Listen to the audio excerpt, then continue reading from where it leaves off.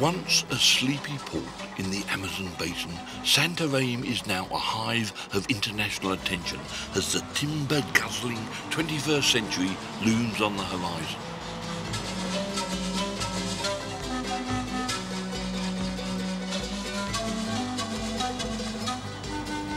Timber importers, like these from the Scottish Hardwood Charter, come in search of future supplies, for they, like many other members of the trade, have agreed only to use supplies from well-managed forests by the 31st of December 1995.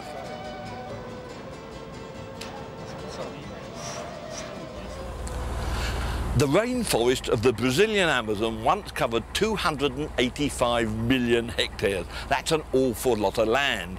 They still cover more than 250 million.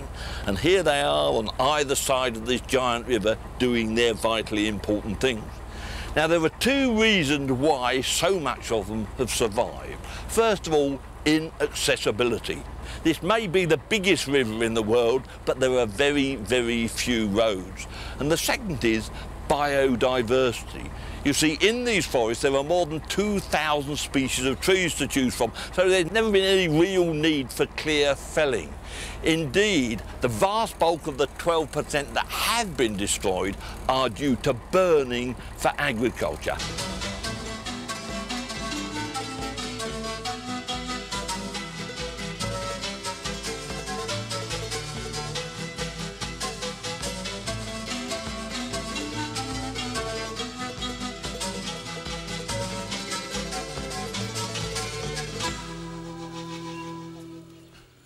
We hear a lot of bad news from the rainforests of South America, and so we should, for needless destruction is going on faster than the world can really afford. Well, here's a bit of good news of a giant experiment which is already turning the tide of forest destruction in this tiny corner of Amazonia. 10 years ago, all this was part of a cattle ranch, and the forest, which still grows all around, would have gone the same way, slashed and burned into submission. Now it's a thriving village. Little boxes, yes, but they're all made out of natural products. Homes to families with time to fix the shingles and the doors. All set about with a semi-organic farm, which produces most of the food the workforce and the families need. Here too, tree nurseries grow many, many seedlings, ready for a new life. Then out they go, plantation style, onto the old hamburger ranch. And this, believe it or not, is only just over 3 years of age, 5 metres tall already, and it's one of the most sought-after timbers in the world, mahogany. Chippendales and Sheratons of the future, here they come. And it won't be too long in the future either, because at this rate of growth, these will be ready for harvest in under 40 years. And what better place to learn about wise management of a renewable resource than here in a school set in the very heart of that same forest. At school they have a 4th R in the curriculum, the R in their bountiful environment. Today's lesson is the fruits of the forest and of the farm. Pepper, beans, rice, maize. David, meu nome é Maria Elizabeth Carvalho da Silva. Eu tenho 10 anos. Obrigado.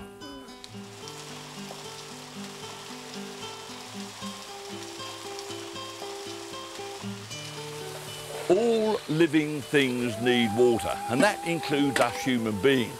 But round here, the real water users are the giant forest trees. Yes, all the time they're pumping water up and evaporating it from their leaves. And as it evaporates, it cools the air down and casts a great area of cool shade. It even seeds those fluffy white clouds up there, and eventually that water will fall as rain further downwind. Now that all happens as long as the forest's here, but remove the forest and the climate really does begin to change, and when the rains come, all the soil and any hope of a sustainable lifestyle is washed away.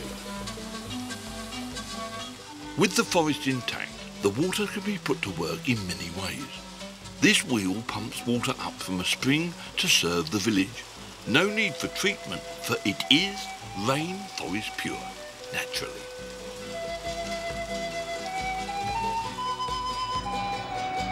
While micro-hydropower allows work and family life to continue outside the 12 hours of daylight, which orders all the other life of the forest.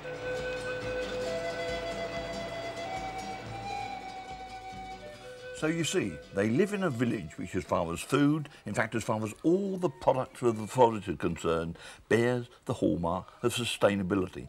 But what about the forest? How's the forest managed? A herringbone system of roads is vital. Damage, unfortunately, must occur, but it's kept to a minimum as a skilled driver weaves around the trees.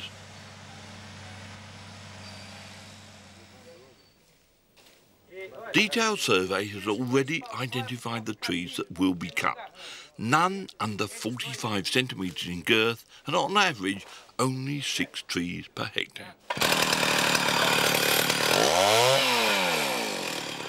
Each marked tree is felled so that the great trunk and crown causes as little damage as possible to the rest of the forest.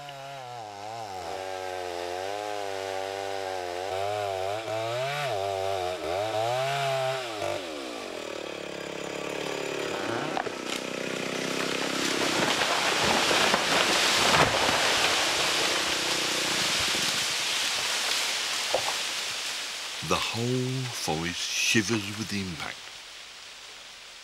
The only consoling feature is that if nature took her course, each tree would in time fall to the ground, with no thought for the others round about.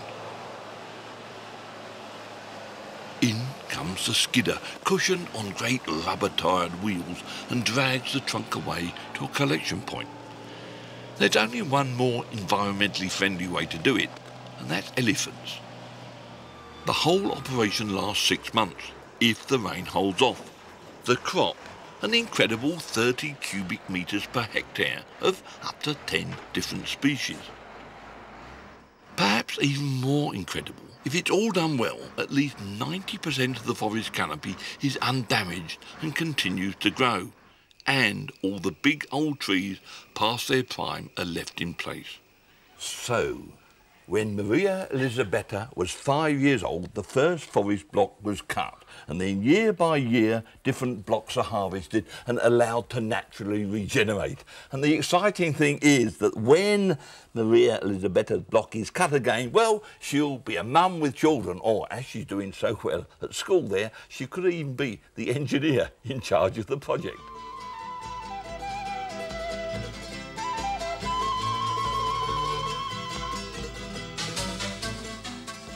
The permanent village workforce is the key to future success.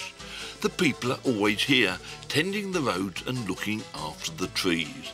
They are the true managers of this branch of the real World Bank of Biodiversity. Almost exactly 4 years ago, the skidder truck came through here, dragging the big logs behind it. And just look what's happened. All the seedlings and saplings roaring up towards the light. 100% natural regeneration. Now, over those 4 years, there has been some tidying up, but basically it's been left on its own. And looking around, we can still see the big trees growing along. Mass Alum Duba, the big one in the background, 40 years old. And, you know, if the forest growth is right, in another 25 years, the skidder truck could come through and tow that one away. And I believe it's about to rain. But after all, this is tropical rainforest. One, to coin a phrase, we made a little earlier.